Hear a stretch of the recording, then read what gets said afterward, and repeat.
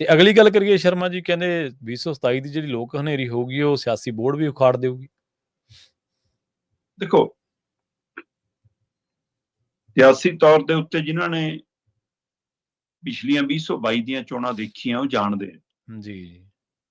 ਮੁੱਖ ਮੰਤਰੀ ਸਾਡੇ ਭਗਵੰਤ ਮਾਨ ਹੋਰੀ ਖੁਦ ਗੱਲਾਂ ਕਰਦੇ ਹੁੰਦੇ ਸੀ ਕਿ ਆਹ ਦੇਖੋ ਵੀ ਕੈਪਟਨ ਵੀ ਧੋਤਾ, ਆਹ ਦੇਖੋ ਵੀ ਭੱਠਲ ਵੀ ਗਈ, ਆਹ ਦੇਖੋ ਵੀ ਹੈ ਨਾ ਮਤਲਬ ਮਜੀਠੀਆ ਵੀ ਗਿਆ, ਆਹ ਲੋ ਸੁਖਵੀਰ ਵੀ ਚੱਕੋ, ਆਹ ਚੱਕੋ ਨਵਜੋਤ ਸਿੱਧੂ ਵੀ, ਹੈ ਨਾ ਬੜੇ ਬੜੇ ਧੁਰੰਦਰ ਜੀ ਹਾਰ ਗਏ ਜੀ, ਮਤਲਬ ਸਾਰਿਆਂ ਦਾ ਇਹਨਾਂ ਨੇ ਹੈ ਨਾ ਉਹ ਲੇਖਾ ਜੋਖਾ। ਇਹਦਾ ਮਤਲਬ ਜੇ ਉਹ ਬੜੇ ਧੁਰੰਦਰ ਲੋਕ ਘੇਰ ਸਕਦੇ ਨੇ ਤਾਂ ਤੁਸੀਂ ਕਿਹੜੇ ਬਾਗ ਦੀ ਮੂਲੀ ਹੋ ਫਿਰ? ਸਹੀ ਗੱਲ। ਪਰ ਕਹਿੰਦੇ ਨਾ ਅਸੀਂ ਤਾਂ ਬੋਰਡ ਆ, ਪੱਕੇ ਲੱਗੇ।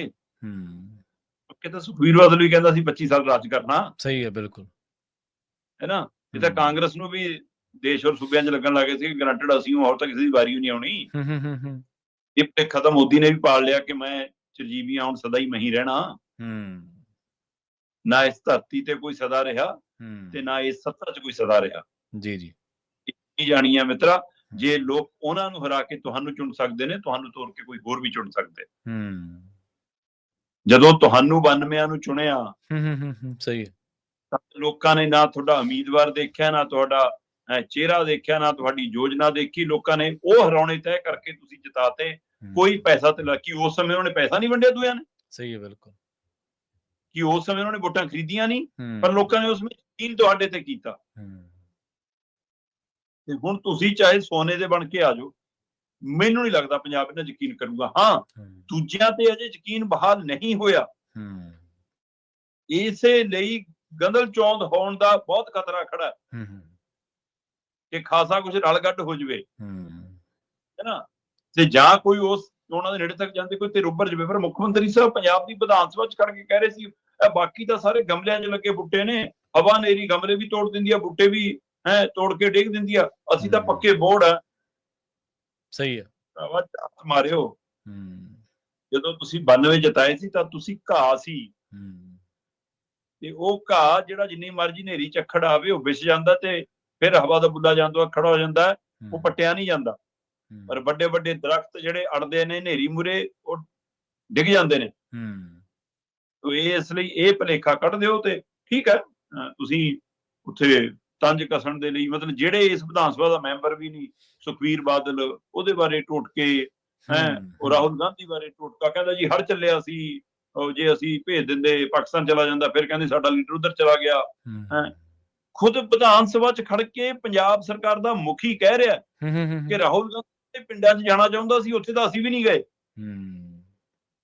ਤੇ ਤੁਸੀਂ ਤਾਂ ਮਤਲਬ ਆਪਣੇ ਲੋਕਾਂ ਦੀ ਬਾਤ ਹੀ ਨਹੀਂ ਪੁੱਛੀ। ਸਹੀ ਗੱਲ, ਬਿਲਕੁਲ। ਤੁਸੀਂ ਆਪ ਮੰਨ ਰਹੇ ਹੋ ਨਾ ਜਨਾਬ, ਜਿੱਥੇ ਤੱਕ ਤੁਸੀਂ ਗਏ ਹੋ ਉੱਥੇ ਤੱਕ ਵੀ ਤੁਸੀਂ ਸਰਕਾਰੀ ਗੱਡੀਆਂ 'ਚ, ਸਰਕਾਰੀ ਜਹਾਜ਼ਾਂ 'ਚ, ਸਰਕਾਰੀ ਕਿਸ਼ਤੀਆਂ 'ਚ ਗਏ ਹੋ। ਫਿਰ ਕਾਗਜ਼ ਲੱਭਦੇ ਲੱਭਦੇ ਕਦੇ ਆਲੀ ਯਾਦ ਆ ਗਿਆ, ਕਦੇ ਸੁਖਪਾਲ ਖਹਿਰਾ ਯਾਦ ਆ ਗਿਆ। ਉਹ ਪਤਾ ਨਹੀਂ ਜਿਹੜਾ ਬੋਲ ਕੇ ਚਲਾ ਜਾਂਦਾ ਉਹ ਤਾਂ ਆਇਆ ਹੀ ਨਹੀਂ। ਉਹ ਕਸੂਲੀ ਗਿਆ ਹੋਊਗਾ ਕਿਤੇ, ਇੱਧਰ ਉਧਰ ਪਹਾੜਾਂ 'ਚੋਂ ਹੀ ਫਿਰੀ ਜਾਂਦਾ, ਉਹ ਭਾਈ ਅਸੀਂ ਨਹੀਂ ਫੜਦੇ, ਹੈ ਨਾ। ਇਹ ਸਾਰਾ ਕੁਛ ਕੀ ਮੁੱਖ ਮੰਤਰੀ ਦੀ ਗੰਭੀਰਤਾ ਦਿਖਾਉਂਦਾ? ਉੱਥੇ ਦਸਤਾਵੇਜ਼ੀ ਤੌਰ ਤੇ ਪ੍ਰਵੀਨ ਜੀ ਇੱਕ ਰਿਪੋਰਟ ਪੇਸ਼ ਹੁੰਦੀ ਜੀ, ਹਲਕਾ ਵਾਈਜ਼ ਰਿਪੋਰਟ ਪੇਸ਼ ਹੁੰਦੀ ਕਿ ਇਹਨਾਂ ਹਲਕਿਆਂ 'ਚ ਹੜ ਆਇਆ। ਇਸ ਹਲਕੇ, ਹਰ ਹਲਕੇ ਦਾ ਐਮਐਲਏ ਆ ਨਾ ਤੁਹਾਡੀ ਵਿਧਾਨ ਸਭਾ 'ਚ। ਸਹੀ ਹੈ। ਉਹ ਆਪਣੇ ਆਪਣੇ ਹਲਕੇ ਦੀ ਇੱਕ ਰਿਪੋਰਟ ਰੱਖਦਾ ਕਿ ਆਹ ਨੁਕਸਾਨ, ਤੇ ਉਹਦੇ ਨਾਲ ਉਹ ਰਿਪੋਰਟ ਦਿੰਦਾ ਕਿ ਮੇਰੇ ਹਲਕੇ 'ਚ ਸੇਵਾ ਕਿਹਨੇ ਕੀਤੀ।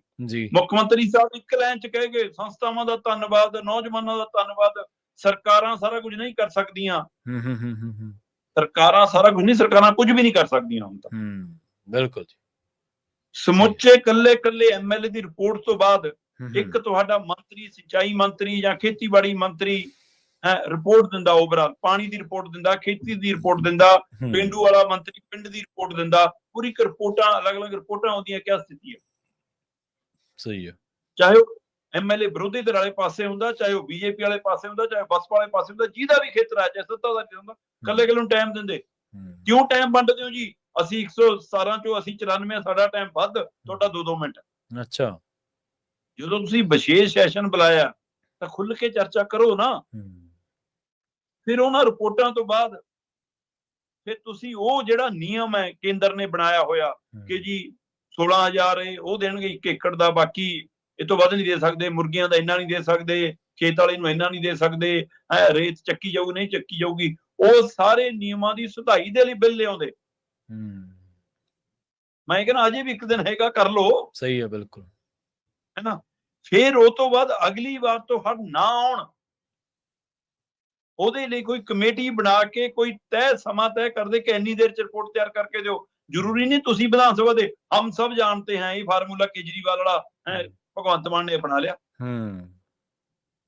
ਤੇ ਮਾਹਿਰਾਂ ਦੀ ਰਾਏ ਲੈ ਲਓ, ਵਿਗਿਆਨੀਆਂ ਦੀ ਰਾਏ ਲੈ ਲਓ, ਖੋਜੀਆਂ ਦੀ ਰਾਏ ਲੈ ਲਓ, ਬਣਾ ਕੇ ਅਗਲੀ ਵਾਰ ਲਈ ਖਾਕਾ ਤਿਆਰ ਕਰਕੇ ਅਗਲਾ ਸੈਸ਼ਨ ਫਿਰ ਸੱਦ ਲਓ। ਫਿਰ ਡੈਮਾਂ ਦੇ ਕੰਟਰੋਲ ਦੇ ਲਈ ਕੋਈ ਤੈਅ ਕਰੋ ਨਿਯਮ, ਸਮੁੱਚੇ ਹੜ੍ਹਾਂ ਦੀ ਜਾਂਚ ਦੇ ਲਈ ਬਿਠਾਓ ਕੋਈ ਕਮਿਸ਼ਨ। ਅਜਿਹੀ ਕੋਈ ਇੱਕ ਵੀ ਕੋਈ ਗੱਲ ਕਿਤੇ ਦਿਖੀ ਹੋਵੇ ਤਾਂ ਮੈਨੂੰ ਦੱਸ ਦਿਓ। ਸੋ ਸਮੁੱਚਾ ਸੈਸ਼ਨ ਪੰਜਾਬ ਦਾ ਪੈਸਾ ਮੈਨੂੰ ਲੱਗਦਾ ਇੱਕ ਤਾਂ ਹੜ੍ਹਾਂ ਚ ਹੜਿਆ, ਇੱਕ ਸੈਸ਼ਨ ਚ ਹੜ ਗਿਆ ਸਾਡਾ। ਜੀ।